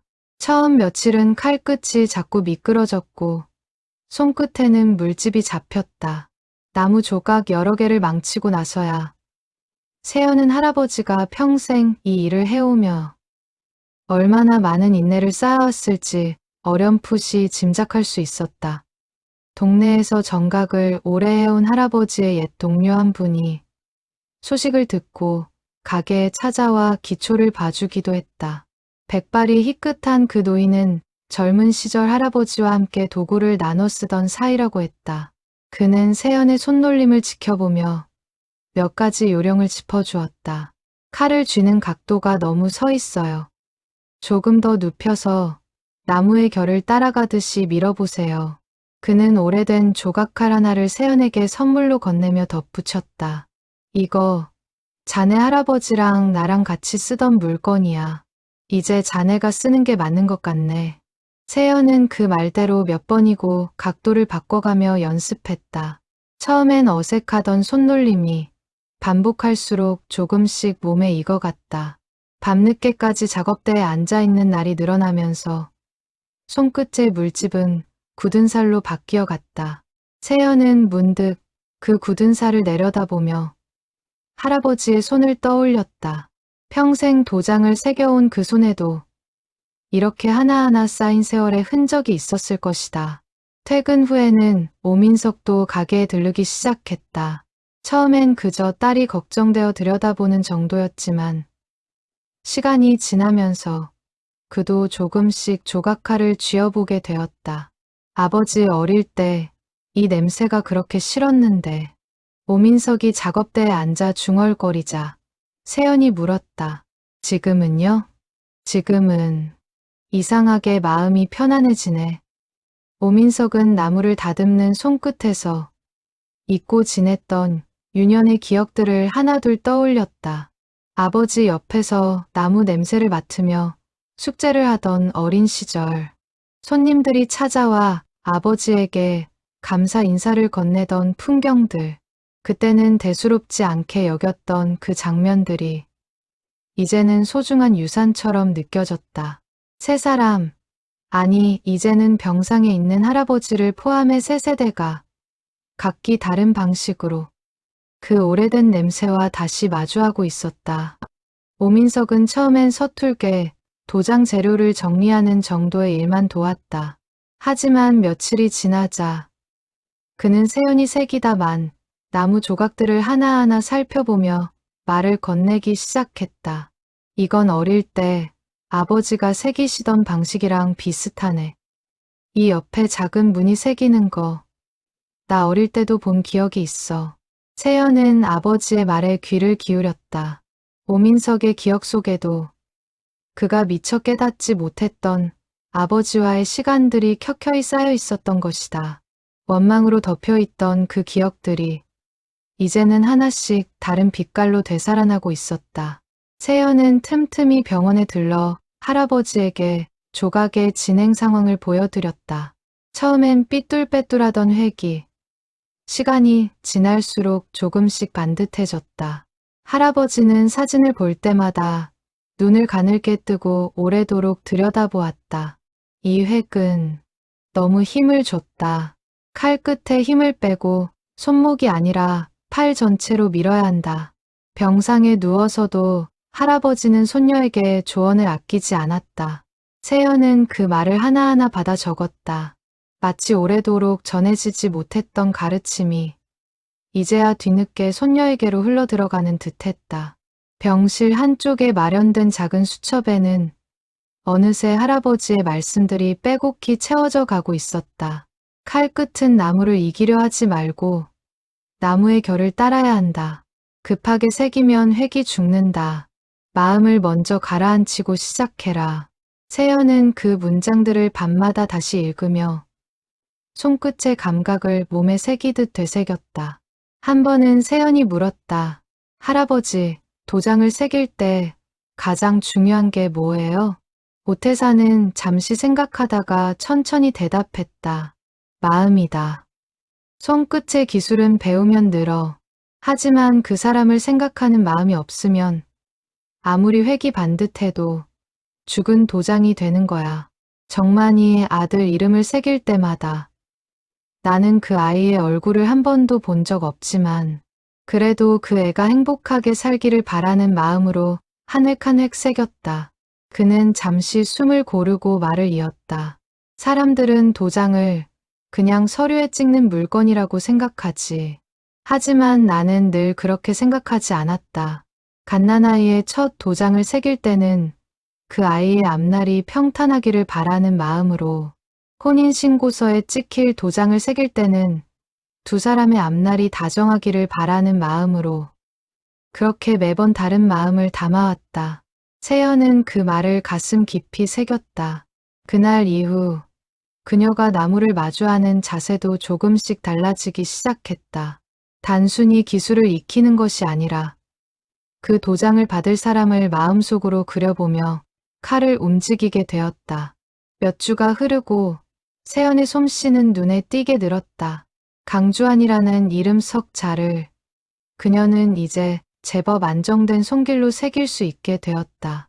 하지만 마지막 획을 남겨둔 채로 그녀는 매번 칼을 멈추었다. 이 도장을 완성하는 순간은 할아버지와 함께여야 한다는 마음 때문이었다.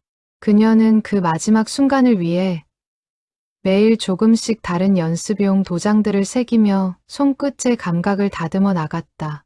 그 무렵 세연은 손님이 맡긴 작은 도장 하나를 처음으로 혼자 완성해보게 되었다.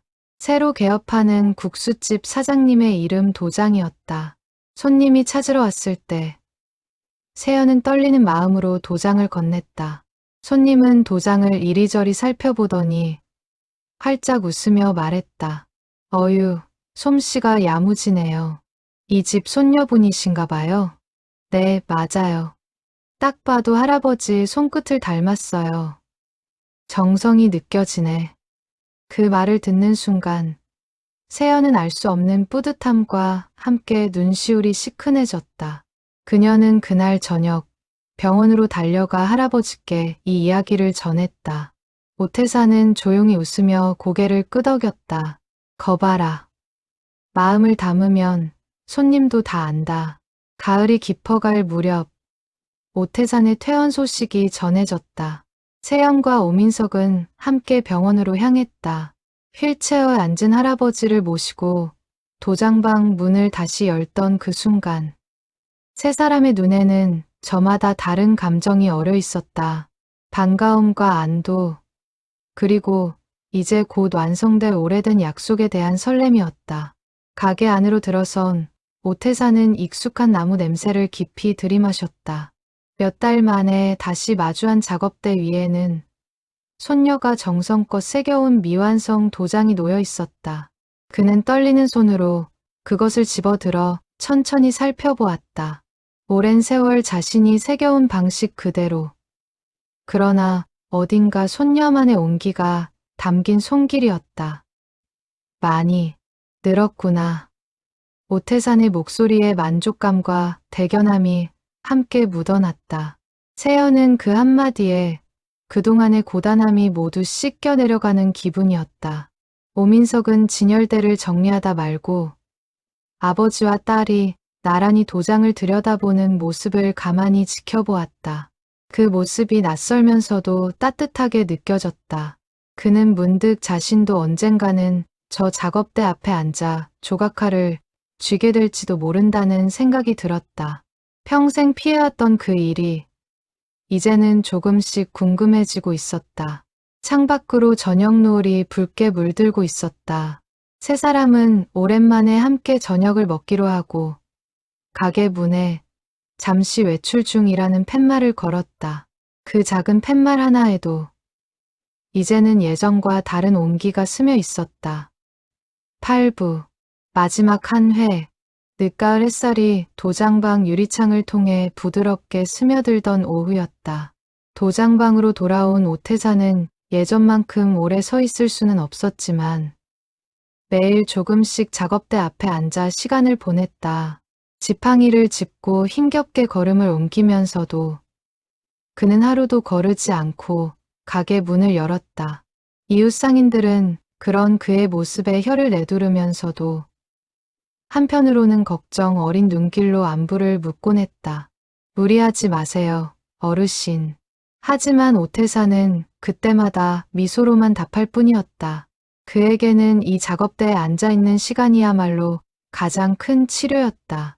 세연은 그 곁에서 나머지 작업을 이어갔고 오민석도 퇴근 후면 어김없이 가게에 들러 두 사람을 도왔다. 어느 날은 셋이서 저녁 식사를 배달시켜 작업대에 둘러앉아 먹기도 했다. 예전 같으면 상상도 할 수 없었던 풍경이었다. 서로 말없이 앉아 있어도 어색하지 않은 그런 편안한 시간이 조금씩 쌓여가고 있었다. 라디오에서 흘러나오는 옛가요를 배경 삼아 세 사람은 저마다의 자리에서 조용히 하루를 마무리하곤 했다. 강주환이라는 이름 속 자중 마지막 한 획만이 남아 있었다. 세연은 몇 번이고 칼끝을 대었다가 다시 거두기를 반복했다. 그 마지막 획을 자신 혼자 새기고 싶지 않다는 마음 때문이었다. 손끝이 마지막 획 앞에서 자꾸만 머뭇거렸다. 이 도장에 담긴 무게가 그녀가 그동안 새겨온 어떤 나무 조각보다도 무겁게 느껴졌다. 창밖으로 낙엽 지는 소리가 들려오는 오후였고 작업대 위 조명이 나무 표면을 은은하게 비추고 있었다. 며칠을 그렇게 망설이던 어느 날 세연은 결국 조각칼을 내려놓고 할아버지 곁으로 다가갔다. 그녀는 도장을 두 손으로 받쳐 들고 할아버지 앞에 조심스럽게 내밀었다. 할아버지, 이 마지막 획은 할아버지랑 같이 새기고 싶어요. 오태사는 고개를 저었다. 그러나 그의 눈빛에는 손녀의 마음을 향한 깊은 애정이 담겨 있었다. 아니다. 이건 내가 새겨야 해. 이 도장은 이제 내 것이 아니라 내가 이어받은 약속이야. 하지만 할아버지가 50년을 지켜오신 약속이잖아요. 오태사는 손녀의 손을 가만히 감쌌다. 야윈 손이었지만 그 안에는 여전히 단단한 힘이 남아 있었다. 그는 잠시 눈을 감았다가 지난 세월을 되짚듯 천천히 말을 이었다. 50년 전 나는 정만이의 손에 밀려 창밖으로 나왔다. 그 애가 나 대신 살라고 밀어준 거야. 그러니 이 도장도 내가 너를 밀어서 완성하게 하는 게 맞는 것 같구나. 나는 그저 곁에서 손을 얹어주는 것만으로 충분해. 세연은 그 말에서 50년 전 그 화재 현장을 떠올렸다. 창문 너머로 반사적으로 튕겨나가던 청년. 그리고 무너지는 건물 속에 남겨진 친구. 그날의 밀어냄이 오늘 이렇게 다른 방식으로 되풀이되고 있었다. 다만 이번에는 죽음이 아니라 완성과 화해를 향한 밀어냄이었다. 50년의 시간을 건너 같은 손짓이 이토록 다른 결과를 낳을 수 있다는 사실이 그녀에게는 묘한 위안으로 다가왔다. 세연은 할아버지의 손등을 가만히 쓸어보았다. 오랜 세월 나무를 다뤄온 그 손에는 크고 작은 흉터가 여러 개 남아 있었다. 그녀는 그 흉터 하나하나에 어떤 사연이 담겨 있을지 문득 궁금해졌다. 하지만 지금은 그것을 묻는 대신 그저 이 순간을 함께하는 것으로 충분하다는 생각이 들었다. 두 사람은 잠시 눈을 마주쳤다. 말없이도 통하는 마음이 그 눈빛 안에 담겨 있었다. 세연의 눈시울이 붉어졌다. 그녀는 할아버지의 손을 자신의 손 위에 포갠 채 조심스럽게 칼끝을 나무에 가져다 댔다. 두 사람의 손이 함께 움직였다.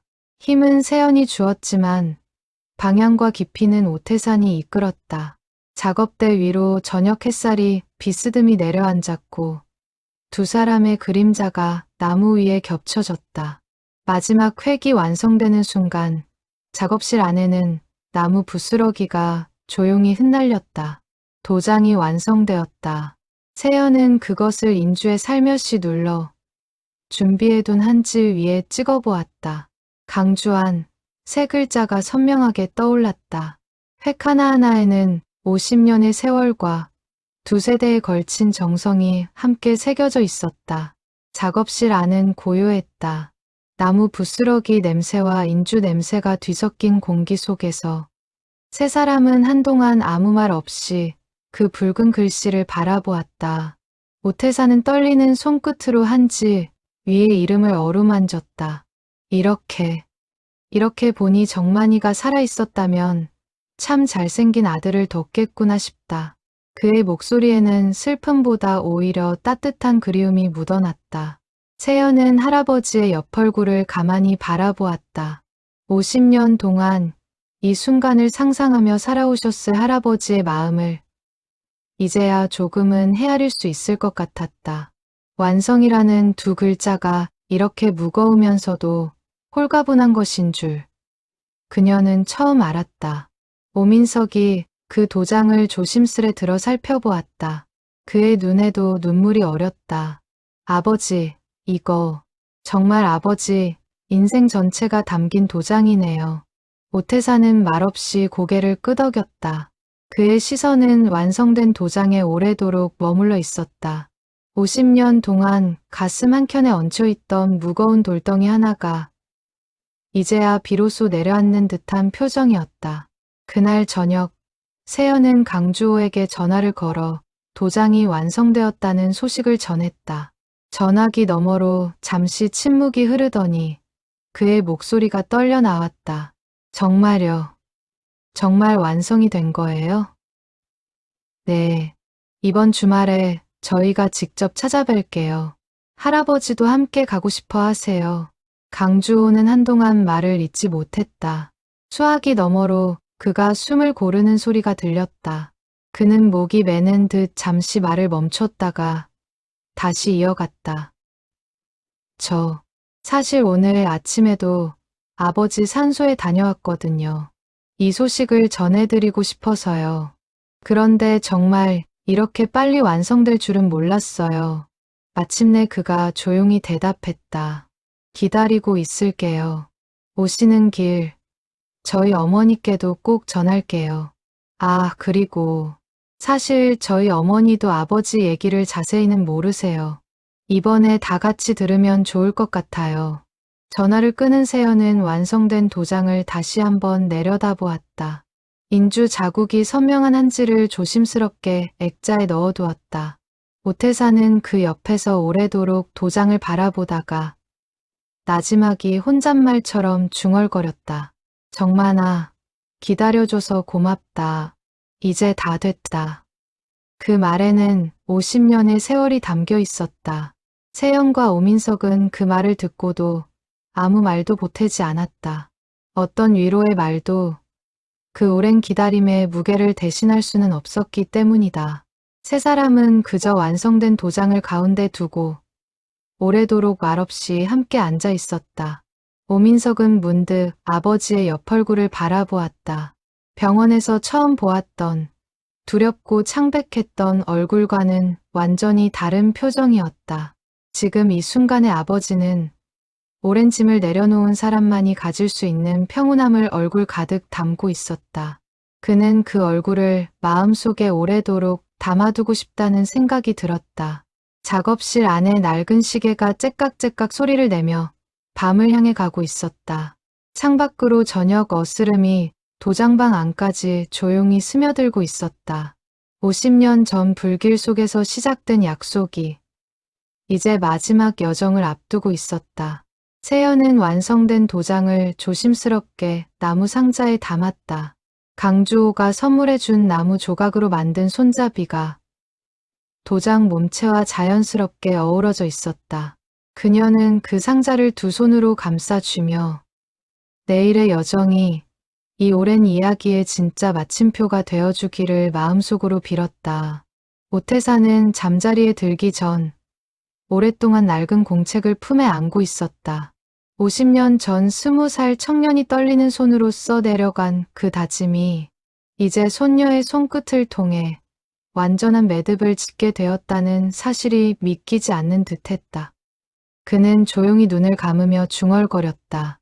내일이면 정말 다 끝나는구나. 그 목소리에는 홀가분함과 함께 50년의 세월에 대한 옅은 아쉬움도 함께 묻어났다. 며칠 동안 하늘이 유난히 맑았다. 세연은 그 하늘을 올려다보며 오늘이야말로 이 오랜 이야기의 마지막 장을 넘기기에 좋은 날이라는 생각이 들었다. 아침 일찍 일어나 도장을 담은 나무 상자를 몇 번이고 다시 확인하고 혹시 흠집이라도 났을까 조심스레 살펴보았다. 주말 아침 세 사람은 함께 차에 올랐다. 오태사는 여전히 몸이 완전하지는 않았지만 이번만큼은 반드시 직접 가야 한다며 고집을 부렸다. 세연이 운전하는 차 뒷좌석에 할아버지와 아버지가 나란히 앉았다. 그런 모습을 세연은 룸미러로 흘끗 바라보며 마음이 뭉클해졌다. 두 사람이 이렇게 나란히 앉아 어딘가로 향하는 모습을 그녀는 오랫동안 본 적이 없었다. 목공소에 도착하니 강주호가 문 앞에서 기다리고 있었다. 그 옆에는 백발이 성성한 노부인이 서 있었다.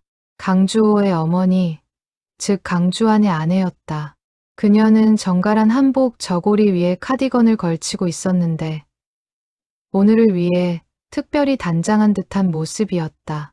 차에서 내린 오태사는 지팡이에 몸을 의지한 채 천천히 걸음을 옮겼다.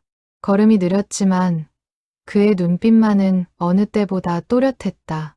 오랫동안 준비해온 이 만남을 위해 그는 며칠 전부터 옷장 속 가장 단정한 옷을 골라 입고 나섰다. 세연은 그런 할아버지의 뒷모습에서 오늘이 그에게 얼마나 중요한 날인지 새삼 느낄 수 있었다. 노부인과 눈이 마주친 순간 두 사람은 한동안 아무 말도 하지 못했다. 50년이 넘는 세월의 무게가 그 짧은 침묵 속에 고스란히 담겨 있었다. 주변에 서 있던 세연과 오민석, 강주호 역시 그 침묵을 깨지 않으려는 듯 조용히 서서 지켜보았다. 오태산, 선생님이시죠? 노부인이 먼저 입을 열었다. 목소리가 가늘게 떨리고 있었다. 네, 오랜만입니다. 아니, 처음 뵙는 거지요. 편지로만 이름을 들었어요. 그런데 이렇게 직접 뵈니 노부인은 말을 잇지 못하고 눈물을 훔쳤다.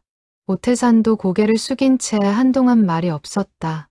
두 사람의 침묵 속에는 서로를 향한 오래된 감정들이 겹겹이 쌓여 있었다. 원망하려 해도 원망할 수 없었던 세월, 고마워하려 해도 차마 고맙다는 말을 건넬 수 없었던 세월이었다. 마침내 그가 힘겹게 입을 열었다. 늦어서 정말 죄송합니다. 50년이나 걸렸습니다. 아니에요. 늦지 않았어요. 이렇게 와주신 것만으로도 충분해요. 노부인은 떨리는 손으로 오태산의 손을 마주 잡았다. 두 사람의 손등에는 세월의 흔적이 고스란히 새겨져 있었다. 한 사람은 평생 나무를 깎아온 손이었고 한 사람은 평생 자식을 홀로 키워온 손이었다. 서로 다른 방식으로 살아온 두 인생이 이제야 같은 자리에서 만나고 있었다. 두 노인은 서로의 손을 맞잡았다. 원망과 그리움, 미안함과 고마움이 뒤섞인 그 손길 속에서 오랫동안 묻혀있던 이야기가 비로소 완전한 매듭을 짓고 있었다. 곁에서 지켜보던 세연과 오민석, 강주호도 그 순간만큼은 아무 말도 보태지 않았다.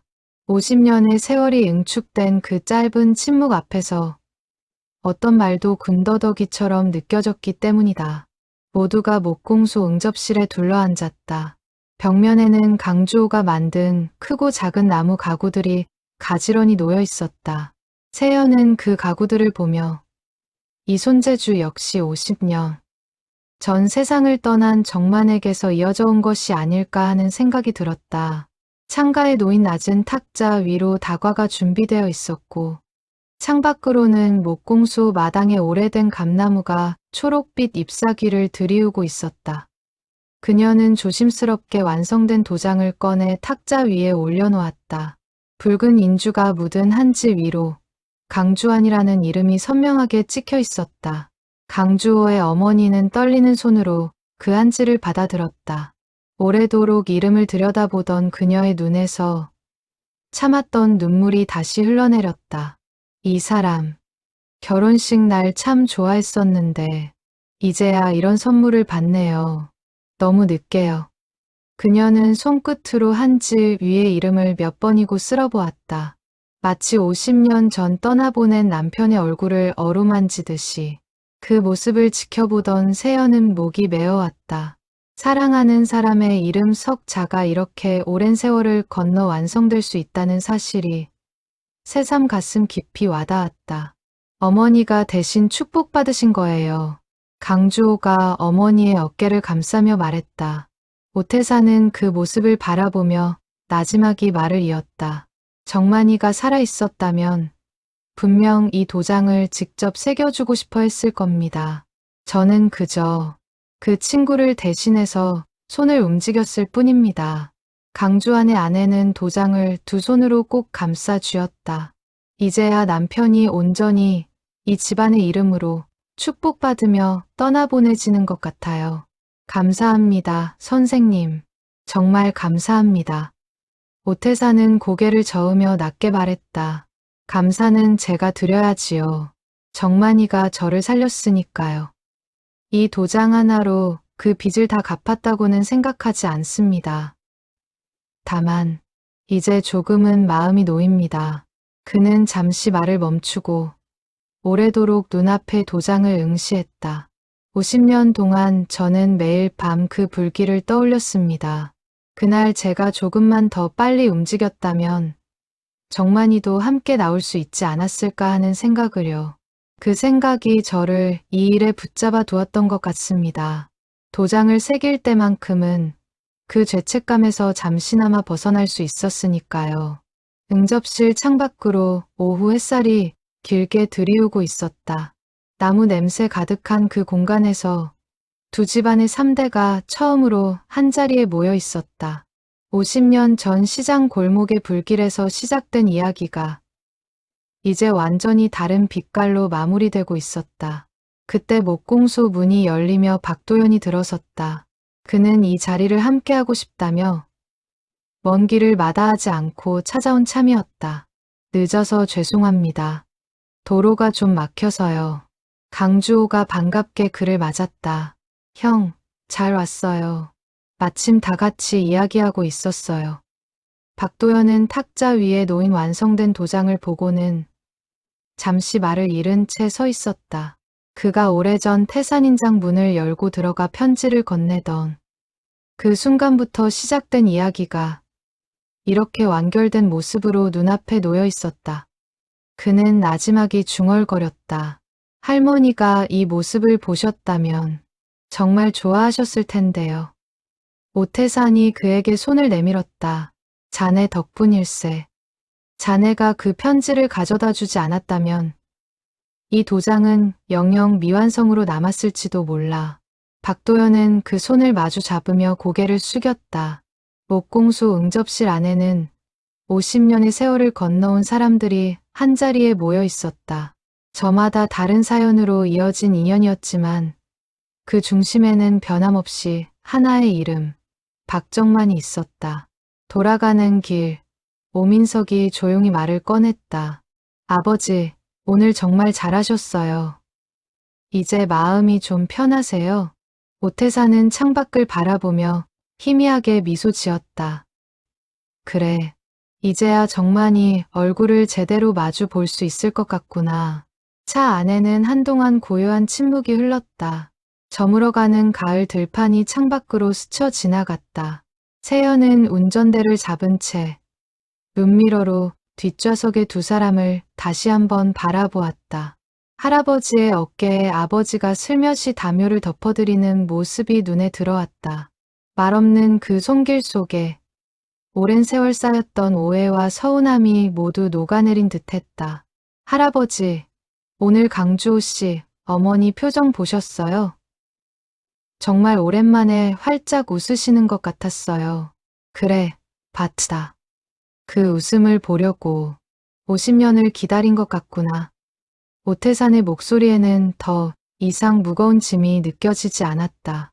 그저 담담하고 평온한 안도감뿐이었다. 휴게소에 잠시 들렀을 때 오민석은 따뜻한 차 한 잔을 사와 아버지 손에 쥐어드렸다. 오태산은 그 온기를 두 손으로 감싸주며 오랜만에 편안한 얼굴로 눈을 감았다. 차는 노을이 물든 도로를 따라 천천히 도장방으로 향하고 있었다. 계절이 두 번 바뀌었다. 겨울이 지나고 다시 봄이 찾아오는 동안 태산인장에는 조용하지만 분명한 변화들이 쌓여갔다.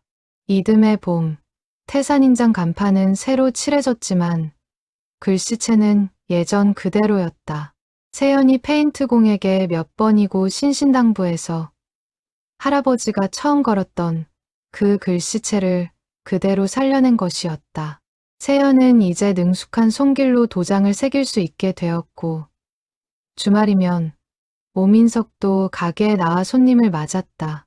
오태사는 여전히 매일 가게에 나왔지만 이제는 작업 때보다 손님용 의자에 앉아있는 시간이 더 많았다. 그는 그 자리에서 손녀가 도장을 새기는 모습을 지켜보며 가끔 옛 추억을 손님들에게 들려주기도 했다. 손님들은 그 이야기를 들으며 이 작은 가게에 대한 애정을 한층 더 느끼곤 했다. 손님, 이쪽으로 앉으세요. 저희 손녀가 새겨드릴 겁니다. 오태산이 그렇게 소개할 때마다 세연은 조금 쑥스러우면서도 뿌듯한 마음이 들었다. 손님들은 종종 오태산과 세연을 번갈아 바라보며 흐뭇한 미소를 짓곤 했는데 그 시선 속에는 대를 이어가는 이 작은 가게에 대한 애정, 어린 응원이 담겨 있었다. 그녀는 여전히 프리랜서 디자인 일도 병행하고 있었지만 이제 이 도장방은 그녀에게 또 하나의 소중한 자리가 되어 있었다. 강주호와의 인연도 계속 이어졌다. 그는 종종 목공소에서 만든 도장 손잡이용 나무를 태산인장으로 보내주었다. 두 집안은 명절이면 서로 안부를 묻는 사이가 되었고 강주호의 어머니는 몇 달에 한 번씩 도장방에 들러 오태산과 차를 나누곤 했다. 두 노인은 만날 때마다 정만에 대한 이야기를 조금씩 꺼내놓았다. 처음엔 조심스럽던 대화가 시간이 지나면서 점점 편안하고 따뜻한 추억담으로 바뀌어 갔다. 그 사람, 젊었을 때 참 장난이 심했어요. 태산 선생님 놀리는 게 취미였다니까요. 강주한의 아내가 웃으며 말하면 오태산도 그 시절을 떠올리며 함께 웃었다. 맞습니다. 저 골탕 먹이는 게 그 친구 낙이었지요. 그래도 그 덕에 심심할 틈이 없었습니다. 50년 전에는 상상도 못했던 풍경이었다. 죽음과 원망으로 얼룩졌던 이야기가 이제는 웃음 섞인 추억으로 이어지고 있었다. 어느 날 세연은 손님 하나를 맞이하게 되었다. 갓 결혼한 젊은 부부였다. 신랑이 수줍게 물었다. 저 부부 도장을 함께 새기고 싶은데 특별한 의미를 담을 수 있을까요? 세연은 미소를 지으며 대답했다. 그럼요. 어떤 마음을 담고 싶으신지 말씀해 주시겠어요? 저희는 그 마음을 나무에 새기는 사람들이거든요. 신부가 옆에서 조심스럽게 덧붙였다. 저희 할머니가 예전에 이 도장방에서 도장을 새기신 적이 있다고 하셨어요. 그래서 저희도 꼭 여기서 새기고 싶었어요. 세연은 그 말에 마음이 뭉클해졌다. 이 작은 가게가 얼마나 많은 사람들의 삶에 조용히 스며들어 있었는지 새삼 실감이 났다. 그녀는 정성껏 두 사람의 이야기를 들으며 각자의 이름 옆에 작은 매와 문양을 함께 새겨 넣기로 했다. 오래도록 변치 않는 마음을 뜻하는 문양이었다. 그 말을 듣던 오태산이 흐뭇하게 미소 지었다. 손녀의 입에서 나온 그 말은 그가 평생 지녀온 신념과 다르지 않았다. 저녁이 되어 가게 문을 닫을 즈음 오민석이 작업대를 정리하며 말했다. 아버지, 요즘 세연이 실력이 정말 많이 늘었어요. 이러다 저보다 낫겠는데요. 당연하지. 저 아이는 마음을 먼저 배웠으니까. 오민석은 요즘 들어 퇴근 후면 습관처럼 도장방에 들르곤 했다. 처음엔 딸이 걱정되어 시작한 발걸음이었지만 이제는 그 자체로 하루를 마무리하는 소중한 시간이 되어 있었다. 그는 작업대 한쪽에 앉아 서투른 솜씨로 나무를 다듬으며 아버지와 딸이 나누는 대화에 조용히 귀를 기울이곤 했다. 저도 언젠가 제 이름으로 도장 하나 새겨볼 수 있을까요? 아버지? 오태사는 아들의 물음에 환하게 웃었다. 물론이지. 언제든지. 이 작업대는 우리 가족 모두의 자리니까. 오태사는 작업대 한쪽에 고이 보관된 낡은 공책을 손끝으로 쓸어보았다. 50년 전 20살 청년의 다짐으로 시작된 그 기록은 이제 한 가족의 화해와 성장을 담은 이야기로 완성되어 있었다. 세연은 그 공책의 마지막 장에 자신의 글씨로 짧은 문장 하나를 덧붙였다. 할아버지의 오랜 기록 뒤에 이어 쓰는 것이 조심스러웠지만 이 이야기의 마침표는 자신이 찍어야 한다는 생각이 들었다. 할아버지, 이 공책에 저도 한 줄 적어도 될까요? 오태사는 말없이 고개를 끄덕였다. 세연은 펜을 들어 천천히 적어 내려갔다. 50년 전 한 사람의 희생이 50년 후 한 가족의 화해로 이어졌다.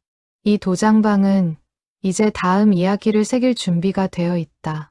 오태사는 그 문장을 읽고 나서 오래도록 손녀의 얼굴을 바라보았다. 말은 하지 않았지만 그의 눈빛에는 깊은 자부심과 안도가 담겨 있었다. 그는 문득 50년 전 20살의 자신이 이 공책 첫 페이지에 떨리는 손으로 글씨를 적던 밤을 떠올렸다. 그날의 절망과 죄책감이 오늘 손녀의 담담하고 희망찬 문장으로 완전히 다른 빛깔을 얻고 있었다. 세연은 그날 밤 자신만의 작업 노트를 처음으로 펼쳤다. 첫 장에 그녀는 이렇게 적었다. 창밖으로는 초여름 밤바람이 살랑이며 불어왔고 작업대 위 스탠드 조명이 노트 위로 따뜻한 빛을 들이우고 있었다. 도장은 그 사람의 이름을 세상에 새기는 일이다. 할아버지가 내게 알려주신 것처럼 나도 이 자리에서 사람들의 마음을 새겨가려 한다. 50년 전 어느 여름밤의 약속이 지금 내 손끝에서 계속되고 있다. 창밖으로 봄바람이 부드럽게 불어왔다. 태산인장의 낡은 간판이 바람에 살짝 흔들렸지만 그 아래 작업대 위에서는 오늘도 새로운 이름들이 조용히 새겨지고 있었다. 50년의 은혜와 화해가 만들어낸 이야기는 이제 다음 세대의 손끝에서 또 다른 방식으로 이어지고 있었다. 먼 훗날 세연이 자신의 아이에게 이 도장방의 이야기를 들려줄 때도 아마 이 낡은 공책은 여전히 작업대 한켠을 지키고 있을 것이다. 이름 하나하나에 정성을 담는 마음. 그것이야말로 이 작은 가게가 50년을 넘어 지켜온 진짜 유산이었다. 가게 문을 나서기 전 오태사는 마지막으로 진열대를 한 바퀴 둘러보았다. 크고 작은 도장들이 가지런히 줄지어 있는 모습이 지난 50년의 세월을 고스란히 담고 있는 듯했다. 그는 손녀와 아들을 번갈아 바라보며 나지막이 말했다. 이 가게는 이제부터 진짜 시작인 것 같구나. 나는 그저 첫 번째 이름을 새긴 사람일 뿐이야. 세연은 할아버지의 말을 가슴에 새겼다. 그녀는 앞으로 이 작업대에서 얼마나 많은 이름을, 얼마나 많은 사람들의 사연을 새기게 될지 알 수 없었다. 하지만 한 가지는 분명했다. 그 모든 이름 속에 오늘 배운 그 마음만은 변함없이 함께할 것이라는 사실이었다. 오민석은 아버지와 딸의 대화를 들으며 자신도 이 가게의 한 자리를 차지하고 있다는 사실에 새삼 감사한 마음이 들었다. 평생 원망만 하며 지나쳐온 이 작은 공간이 이제는 그에게도 돌아오고 싶은 자리가 되어 있었다. 셔터를 내리는 소리와 함께 태산인장의 하루가 저물었다. 골목 위로 어스름이 내려앉고 가로등이 하나둘 켜지기 시작했다. 50년 전 한 청년이 친구의 목숨값으로 살아남아 시작한 이야기는 이제 새 세대를 지나 새로운 봄을 맞이하고 있었다. 세 사람은 나란히 걸어 골목을 빠져나갔다. 오태사는 지팡이를 짚으면서도 걸음걸이가 한결 가벼워 보였다. 오민석은 아버지의 팔을 가만히 부축했고 세연은 그 뒤에서 두 사람의 뒷모습을 조용히 지켜보았다. 50년 전 불길 속에서 시작된 이야기는 이렇게 평범하고도 따뜻한 저녁 풍경 속으로 스며들어 마침표를 찍고 있었다. 골목 끝에서 세 사람의 웃음소리가 나지막이 울려 퍼졌고 그 소리는 오래도록 이 작은 골목의 저녁 공기 속에 남아 있었다.